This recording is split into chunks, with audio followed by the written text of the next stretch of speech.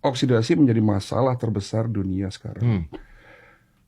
Apa yang tidak bisa teroksidasi? Semua teroksidasi. Termasuk benda mati teroksidasi. Buktinya apa? Karat. Kayu menjadi lapuk. Apalagi manusia. Tubuh. Karena manusia tidak bisa menghindari oksidasi, oleh karena itu Tuhan yang Maha Pengasih, Allah Subhanahu wa Ta'ala, memberikan penangkalnya dong.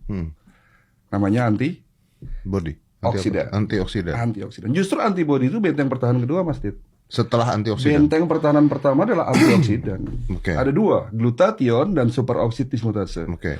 Glutathione itu dianggap sebagai rajanya antioksidan, atau kita anggap sebagai obat dari segala macam obat. Ya. Diproduksi di setiap sel tubuh, yang paling banyak 60% ada di liver. Lalu ada panglimanya namanya SOD, superoksid dismutase. Namun setelah saya mau potong tapi saya silakan. Namun setelah usia di atas 40 tahun, produksi itu menurun. Terjadi imbalance kan? Nah, kolesterol yang memang menjadi makanan kita, lalu jadi kambing hitamkan. Kolesterol kalau tidak teroksidasi, Mas Dit, ya nggak masalah. Karena kolesterol itu memang sengaja diproduksi tubuh kita. Kalau kita nggak ada kolesterol tuh kita mati kan, Dok? Oh iya dong. Pembuluh darah kita akan pecah. Itu yang banyak orang nggak paham. Kita tuh kalau kolesterol nggak ada mati. Semua metabolisme butuh kolesterol, sistem saraf butuh kolesterol. Semuanya. Otak kita butuh kolesterol. Otak kita kalau nggak salah berapa puluh persen isinya kolesterol. Iya kan? Sampai-sampai kita dibilangnya jangan makan otak, nanti kolesterolnya. Ya, oke, saya paham nih. Ya. Jadi kalau kolesterol itu tidak teroksidasi, yang di dalam lebih ininya lagi bahasanya lemak peroksida. Ya. Nah, lemak peroksida inilah yang berbahaya. Jadi kata kuncinya bukan di kolesterol yang harus diturunkan, tapi oksidasinya harus diturunkan.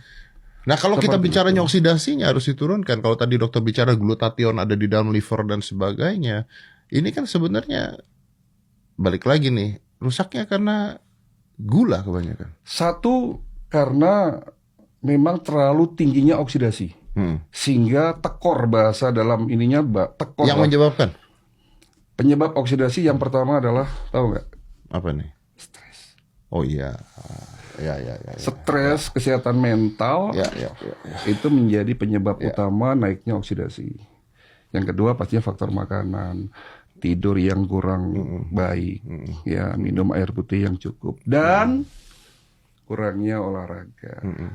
Jadi kalau olahraga itu ternyata menaikkan hormon endorfin, hormon kebahagiaan, yang justru juga akan mensekresi glutathione itu sendiri sebagai antioksidan. Dan dia mengurangi sarkopenia berarti ya? Yes.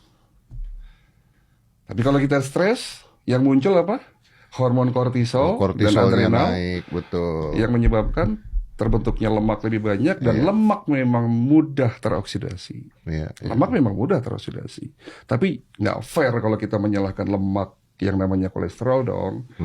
Yang harus kita turunkan adalah oksidasinya itu sendiri. Oksidasinya harus itu. Karena di saat oksidasi naik, ya lemak itu teroksidasi, terjadinya plak. Tapi sebelum terjadinya plak, memang terjadinya inflamasi, peradangan. Peradangan tidak diobati, akan terjadi kerusakan dinding pembuluh darah. Di saat kerusakan dinding pembuluh darah, tubuh berupaya untuk nutupin pembuluh darah itu dengan cara menaikkan low density lipoprotein. Jadi ada yang tanya pasien, dok, gimana sih caranya nurunin LDL? Iya, perbaiki oksidasinya, turunkan oksidasinya, kasih suplemen yang berfungsi sebagai antiinflamasi. Kan gitu caranya.